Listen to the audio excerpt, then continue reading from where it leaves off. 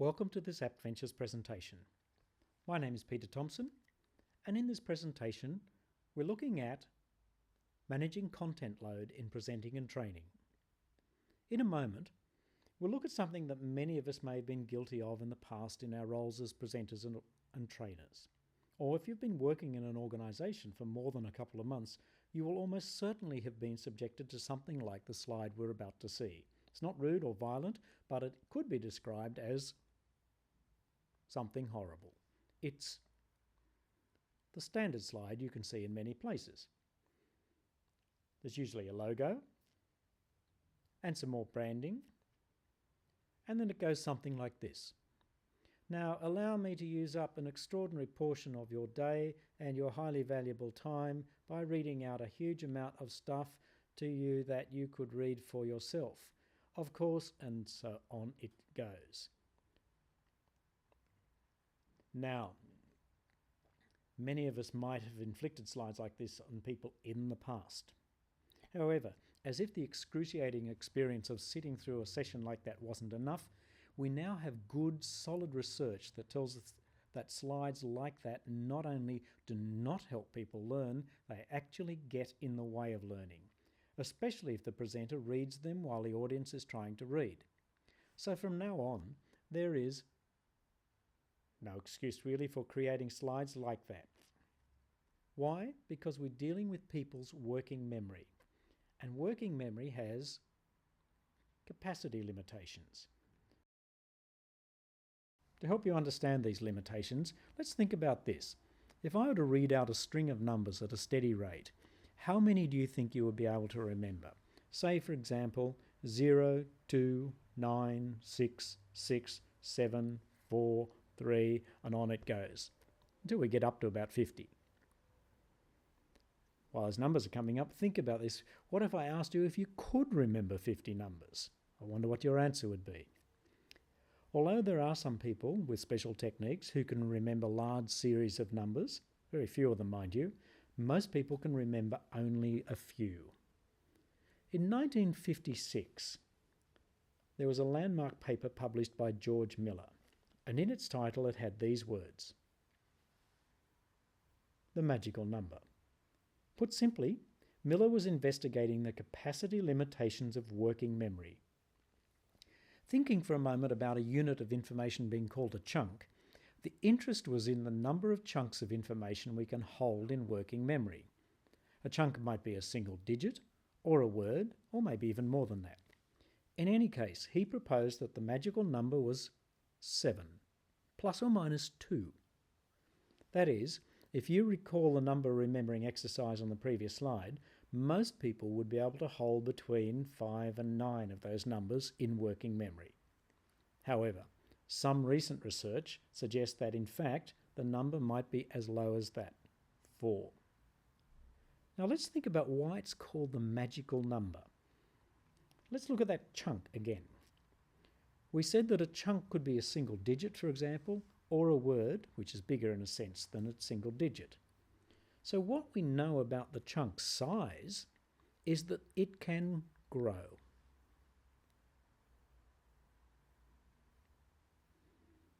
So let's look again at those numbers. Before we do anything with them, let me ask you this question. Even with all your gadgets like smartphones, can you still remember 5 phone numbers? Usually, I find most people in my audiences can remember 5 phone numbers. Sometimes a few can't, and many can remember more. But think about 5 phone numbers. So let's look at these numbers and rearrange them a bit. Now the numbers are in chunks of 10, but let's rearrange them a bit more. Now, does that look more familiar in form? These could be phone numbers, an area code followed by 2 chunks of 4. That's how we chunk, that is, organise phone numbers to help remember them. And we also associate them with people's names. So by organising strings of numbers into manageable chunks and making meaningful associations, we can remember these strings of numbers. By the way, if you can remember 5 phone numbers, and if you write all 5 down in a sequence and count the number of digits, how many digits have you got there? Well, there'll be at least 50, and maybe even 60 if they are mobile numbers. So knowing that our working memories can only effectively work with a small number of chunks, this gives some important questions to think about. One obvious question is, what does need to be on the slide? However, I offer this suggestion that many times a more useful question to ask is, what does not need to be on the slide? By the way, that same question can be applied to written documents, diagrams on paper, and e-learning videos. Now, one of the best ways with working with slides is, when it's appropriate, use images with a minimum of labelling and work with the image to bring it alive for your audience. Let's look at a simple example with this slide on cognitive load. Remember, to help people learn, we have to help them manage their memory. And broadly speaking, we have two types of memory. There's working memory and long-term. And we have to help facilitate getting stuff from working memory into long-term memory and vice versa. And to do that, we have to manage people's attention. There are a number of ways of doing this, but in the first instance, if you remember the capacity limitations of working memory, and you keep that in mind when you're designing written materials, slides and videos, that will take you a long way.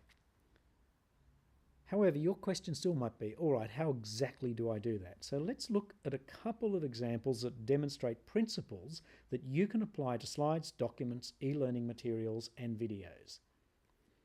Here's a more standard way of delivering the information about George Miller's paper on the magical number. Now, if you really want your audience to have all this information and all this text, please give it to them on a handout, or email a PDF document to them as a follow-up reminder after your session. But please avoid inflicting this sort of slide on them during a presentation. Having said that, I do know that some organisations have very strict rules about what has to be on a slide because of branding or because of their protocols, particularly if they're giving external public presentations. So if you're forced to use lots of words on a slide, try highlighting key words. Then, with highlighted key words, you can work with the screen and direct people's attention to the highlighted words. A word of warning though, colour won't necessarily work for everyone. Remember, some people are colourblind, so even better.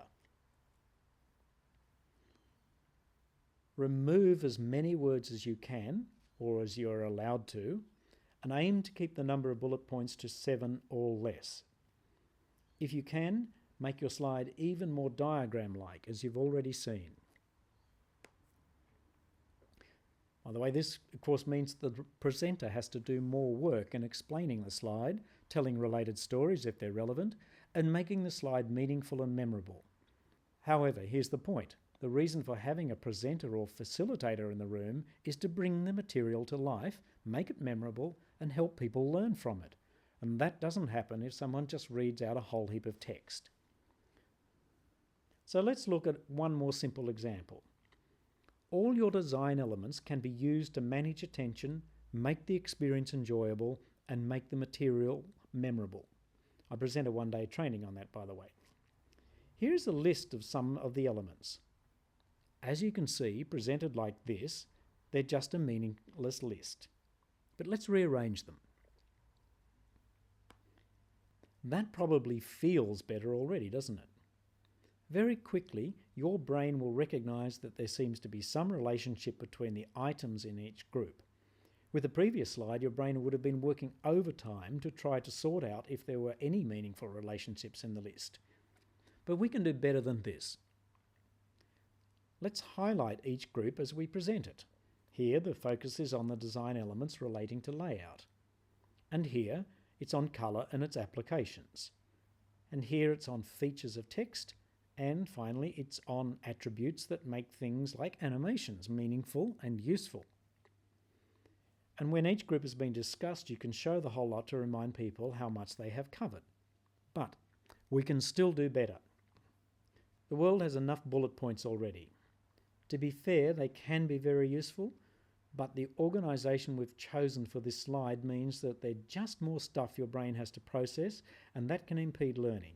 In this case, there's absolutely no need for them, is there? But we do have to help people to distinguish the headings on this slide, so let's do that. Okay, so now the slide is becoming more meaningful. The headings are in bold, and in fact, they are a slightly different colour. But as we said before, remember that something like 9% of males have some form of colour blindness and something like 4% of females, if I have that figure correct. When you want to use colour to distinguish something, you should also use some other attribute. So let's try this. And now, with a subtle but important adjustment to that slide, now the boxes on that slide are evenly distributed.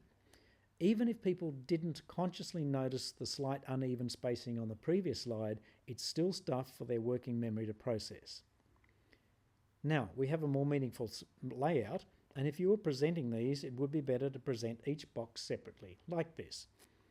Pretty much as we did before, going through and discussing and making the information that is being displayed meaningful as you proceed. And remember to let your audience see at the end what you've covered. So please keep the magical number in mind when designing your presentations and trainings and organising the content into chunks that can be held in working memory.